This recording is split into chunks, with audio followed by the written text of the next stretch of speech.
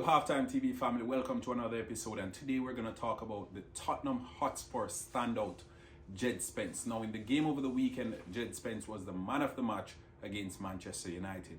Before we get into the intricacies of this video, remember, smash the like button and subscribe to Halftime TV if you haven't yet done so. Also, at the end of this video, please remember to share your thoughts in the comment section so we can keep the conversation going. Now, Jed Spence, 24-year-old fullback for Tottenham Hotspur, spent some time in Italy as well on loan. He qualifies to represent Jamaica. Now, a lot of Jamaican fans have been asking what's happening with the Jamaica Football Federation. Why aren't they scouting this youngster?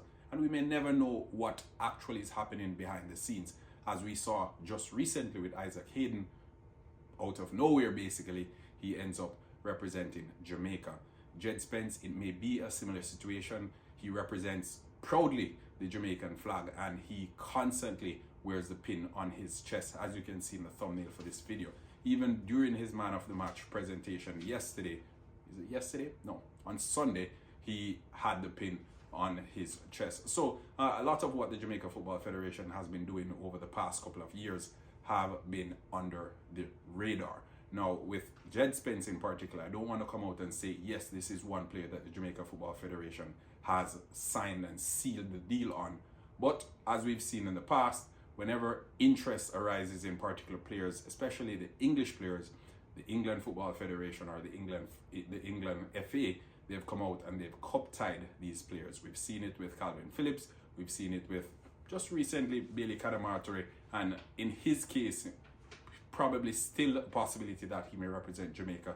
But we saw as soon as interest arose from the Jamaican Football Federation, the England under-19 or under the England junior team, they sent out a call for Bailey Cadamarteri, and all the conversations as it relates to him representing Jamaica, they died down.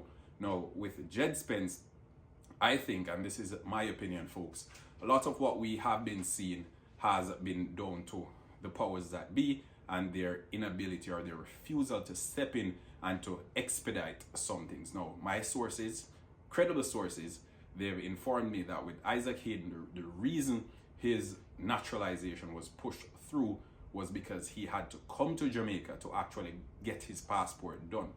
A couple of weeks ago, we heard some news about Mason Greenwood saying he had officially switched allegiance and he had committed to the Jamaica Football Federation.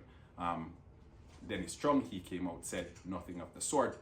But with a lot of these English players, and we have over 900 players playing in all different tiers of English football who qualify to represent Jamaica.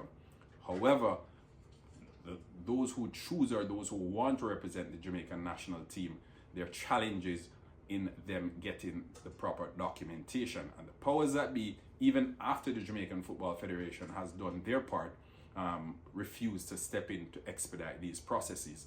What makes it easier, or the easiest road for most of these players, is for them to basically fly down to Jamaica, physically be there to get their passports sorted out on the island. Personally, I think it's preposterous, but it has been a challenge that the Jamaica Football Federation has been facing over the past couple of years, and tie that in with the challenge that they faced from the English FA, it makes a lot of this quite difficult for them to get over the line. Morgan Gibbs White, sorry, another recent name that we've heard, and I think the Jamaica Football Federation, they can keep a lot of it under the wraps.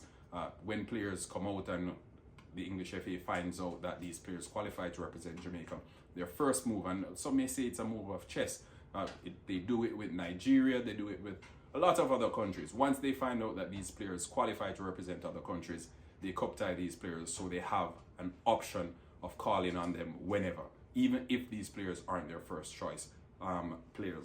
So with Jed Spence, he could possibly be the solution to Jamaica's fullback woes. We've seen quite a few fullbacks over the past couple of years playing in the position. Spence is one that can play right back, he can play left back. He is usually deployed as a right back, but he's very competent as a left back as well. And I think him being added to the Jamaican setup would be a massive boost for the Jamaican national team in their quest for World Cup 2026. But I'm curious to hear what you, the viewers and subscribers, have to say. What are your thoughts? What are your thoughts on the possibility of having Jed Spence, standout Tottenham youngster, representing the Jamaican national team? Please share your thoughts in the comment section below. And remember, like, share, and subscribe. Until next time.